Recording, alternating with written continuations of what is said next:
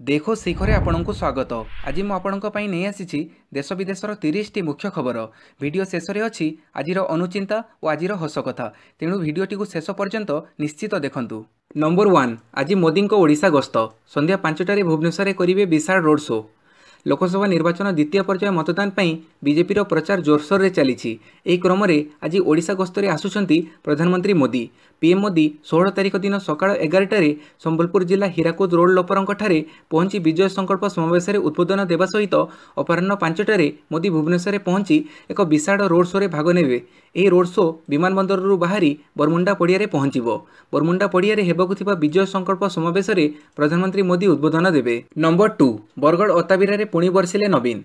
बरगड़ जिले में मुख्यमंत्री नवीन पट्टनायक अताबिरा साधारण सभारे जोगदेले बीजेडी सुप्रीमो। खरारे सभारे जोग देइथिबारु जनता को धन्यवाद जणाइले मुख्यमंत्री। बरगड़ अताबिरा साधारण सभारे पुणी केन्द्र को टार्गेट कले मुख्यमंत्री नवीन पट्टनायक। बुणाकारकों उपरे जीएसटी लगेले केन्द्र सरकार। एमएसपी 2 गुणा पाई कहिथिले। दीर्घ दिनर अपेक्षा परे भी निष्पत्ति नियागला नाही। एने केन्द्र सरकार निकटरे ओडिशा सरकार दाबी कला परे भी किछि हेला नाही। कोशली भाषा को स्वीकृति देबा पाई केन्द्र निकटरे दाबी होइथिला, सेथिरे मध्ये से चुप रहिले। 2 जण ओडिया केन्द्रमंत्री अछंती, सेमाने भी ओडिशा पक्ष नहीं मुह खोलिले नाही। नंबर 3, एणिकी आवेदनर 10 दिन मध्य मिलिबो ड्राइविंग लाइसेंस। परिवहन विभाग रे ड्राइविंग लाइसेंस आवेदन करिवार 10 दिन मध्य ही मिलिबो। परिवहन विभाग पक्षरु ड्राइविंग लाइसेंस प्राप्त पई नुआ नियम करा जायछि। एणिकी परिवहन विभाग रे ड्राइविंग लाइसेंस आवेदन करिवार 10 दिन मध्य आवेदनकारी प्राप्त हेबो। समस्त स्थान रे एही व्यवस्था सोमवार ठारू लागू हेबो। परिवहन विभाग ड्राइविंग लाइसेंस वर्तमान लखनऊ बनाजिबो। स्थानीय अंचल रे डीएल आवेदन प्रक्रिया को बंद कर दिया जायछि। ऑनलाइन माध्यम रे आवेदन और टंका पैठ करिबा परे आवेदनकारी 10 दिन मध्य ड्राइविंग लाइसेंस प्रदान करा जिवो। नंबर 4, आहुरी 36 घंटा रहिबो ताती। 40 डिग्री उपरे 11 सहर। गत 2 दिन है 43 डिग्री ताती टिटलागढ़ में चली। केवल टिटलागढ़ नुहे पश्चिम ओडिशार अर्धाधिक सहर में समान स्थिति। चिंतार विषय होछि जे 11टी सहरर तापमात्रा 40 डिग्री उपरकू चली जाइछि। पश्चिम और केन्द्रीय ओडिशा रे तापमात्रा बढ़िथिबा बेले उपकूल ओडिशार कटक भुवनेश्वर भी ताती बढ़िछि। भुवनेश्वर तापमात्रा 40.2 डिग्री थिबा बेले कटक रे 39.4 डिग्री रे पहुंचिछि। आसंता 2 दिन धरी एभली पाग लागी रहिबो। दक्षिण उपकूल और उत्तर ओडिशा रे 20 तारिख पर्यंत कालबैशाखी हेबार बहुत संभावना रहिछि बोली आंचलिक पाणीपाग केन्द्र पक्षरु कुहाଯାଇଛି। नंबर 5, राहुल को चौकीदार चोर बोली देउथिबा बयान रे जवाब मागिले उच्चतम न्यायालय। सुप्रीमकोर्ट कांग्रेस अध्यक्ष राहुल गांधी को एक नोटिस पठाई। राफेल मामला रे राहुल मोदी को चौकीदार चोर बोली कहूथिबा बयान को नहीं जवाब मागिछंती।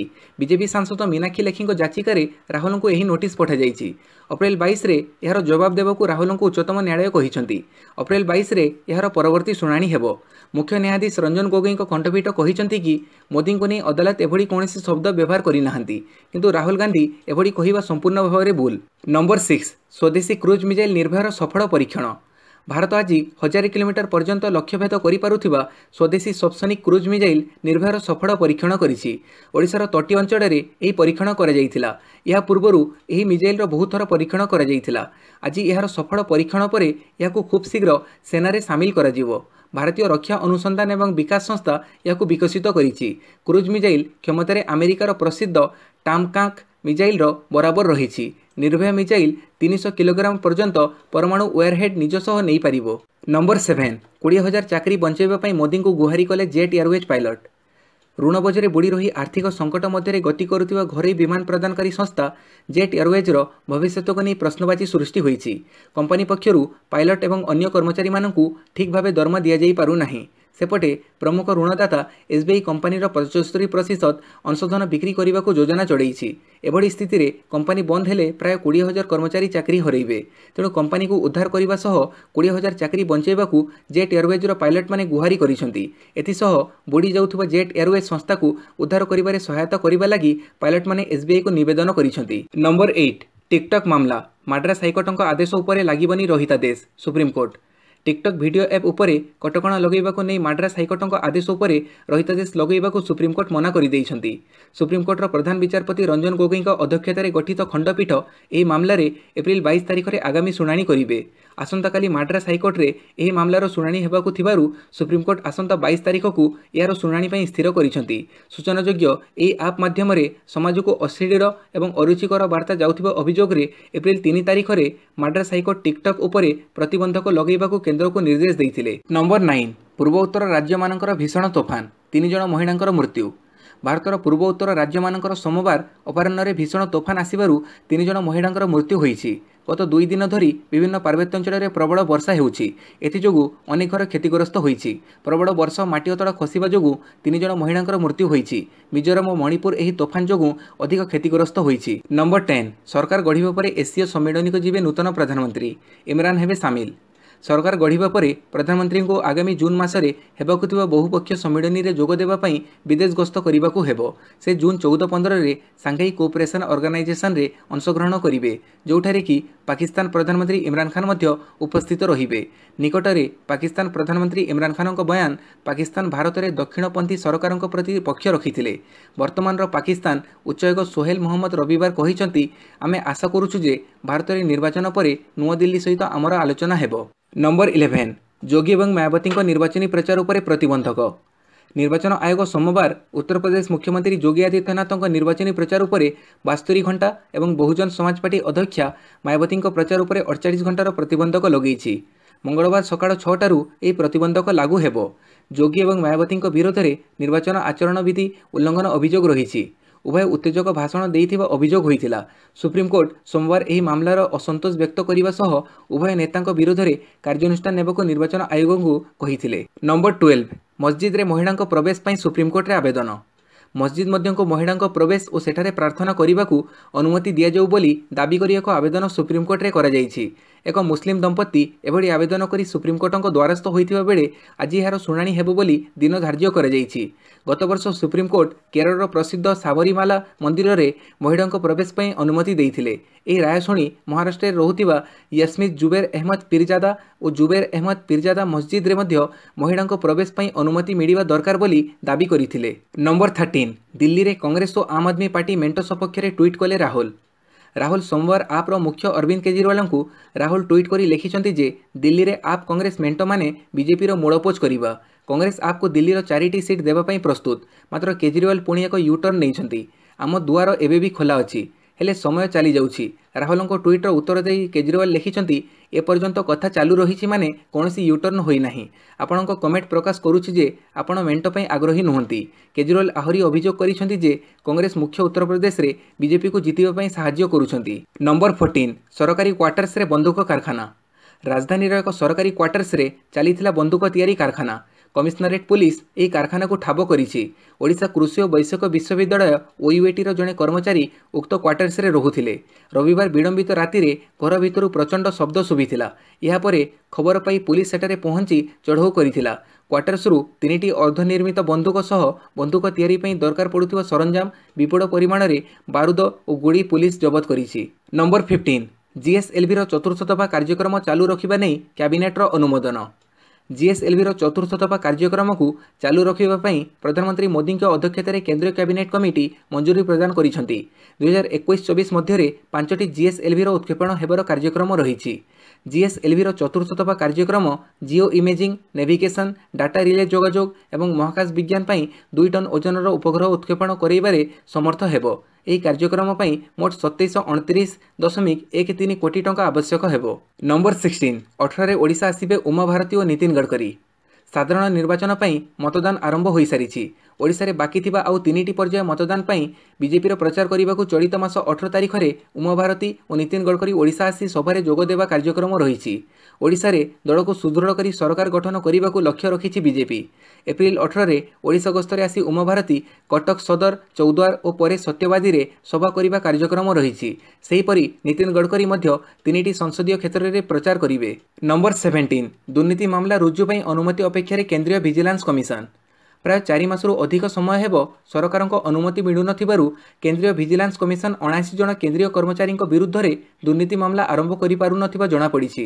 ଦୁର୍ନୀତି ମାମଲାରେ ସମ୍ପୃକ୍ତ ଏହି 79 ଜଣଙ୍କ ମଧ୍ୟରେ ଜଣେ IAS ଅଧିକାରୀ ରହିଥିବା ଜଣାପଡ଼ିଛି। କେନ୍ଦ୍ରୀୟ ଭିଜିଲାନ୍ସ କମିଶନରୁ ମିଳିଥିବା ସଦ୍ୟତମ ସୂଚନା ଅନୁଯାୟୀ 41ଟି ମାମଲାରେ ମକଦ୍ଦମା ଚାଲୁ କରିବା ପାଇଁ କେନ୍ଦ୍ର ସରକାରଙ୍କ କେତେକ ବିଭାଗର ଅନୁମତି ଲୋଡ଼ାଯାଇଛି।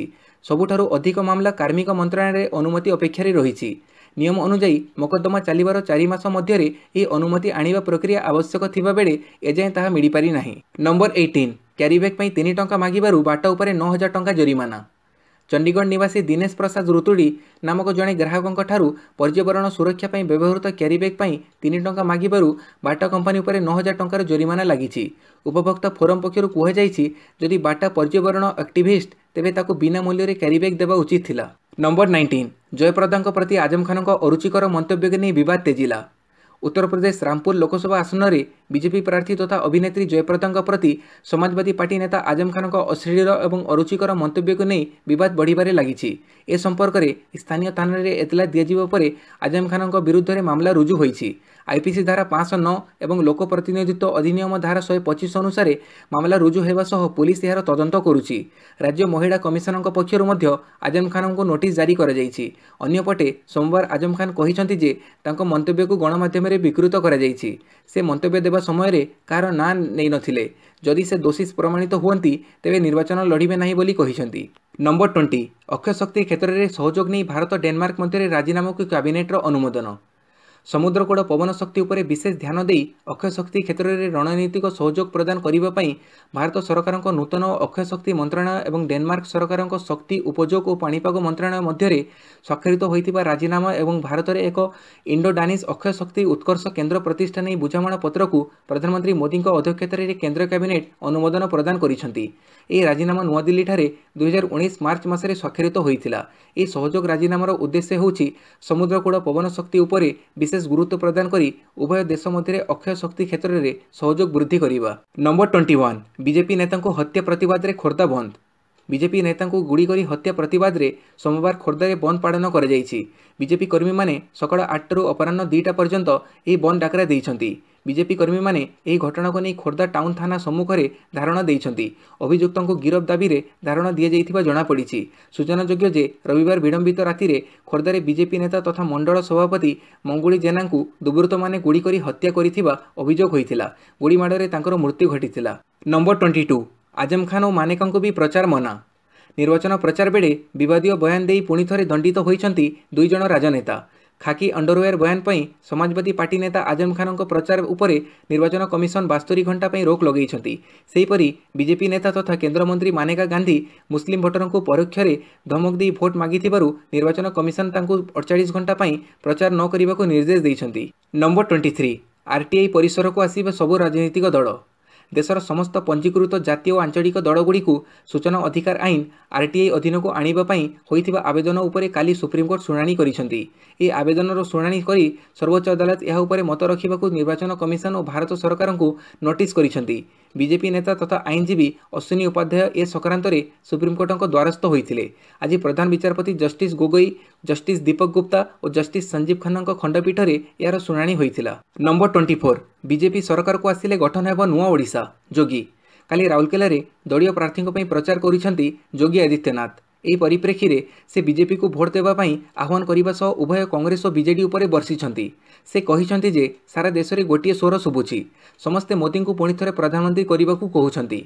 एक भारत श्रेष्ठ भारत करने मोदी प्रधानमंत्री हेबा उचित।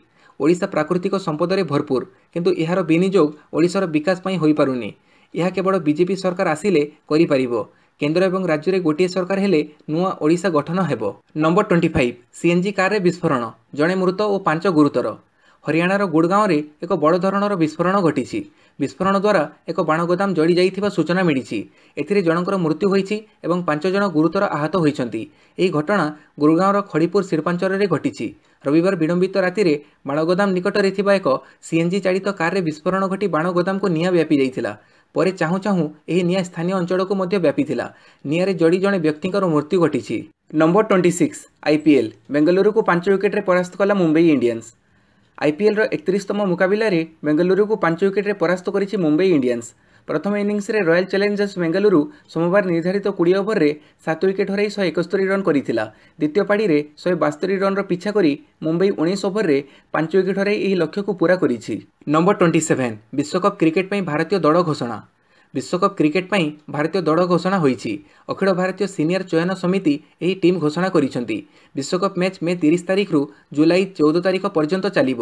ତେବେ ଟିମ୍ରେ ଅଛନ୍ତି ବିରାଟ କୋହଲି ଅଧିନାୟକ, ରୋହିତ ଶର୍ମା ଉପ ଅଧିନାୟକ, ମହେନ୍ଦ୍ର ସିଂ ଧୋନି, କେଏଲ୍ ରାହୁଲ, ବିଜୟ ଶଙ୍କର, କେଦାର ଯାଦବ, ଦିନେଶ କାର୍ତିକ, ଯୁଜବେନ୍ଦ୍ର ଚହଲ, कुलदीप यादव, भुवनेश्वर कुमार, जसप्रीत बुमराह, हार्दिक पांड्या, रवींद्र जडेजा, मोहम्मद शामी, शिखर धवन। नंबर 28 क्यारियर शीर्ष स्थान में गुणेश्वरन। लगातार भल फर्म रे थिबा भारतीय tennis star Prajnesh Gunneswaran ATP ranking रे क्यारियर सर्वश्रेष्ठ स्थान हासिल करिसेंती।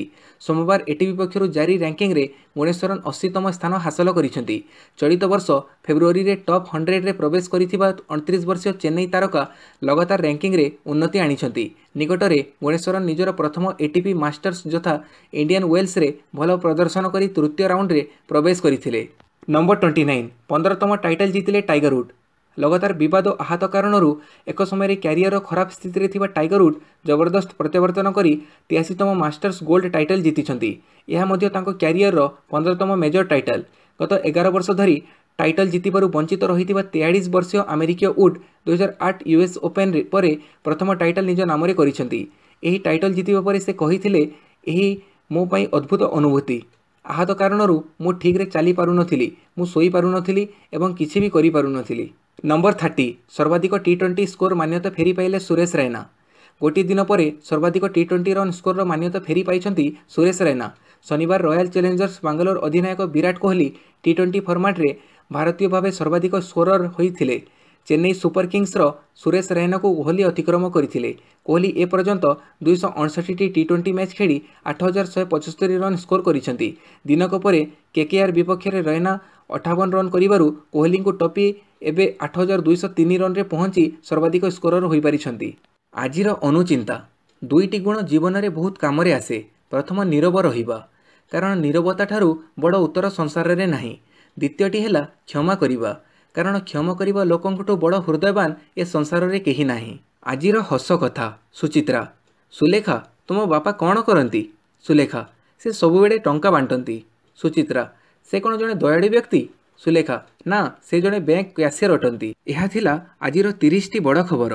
वीडियोटी पसंद आसिले यहाकू लाइक करिवे एवं आपणक सांगमानक सहित शेयर करिवे। आउ एमिति डेली न्यूज अपडेट पाइबा पई मोर एही चैनल को सब्सक्राइब करिवे। धन्यवाद।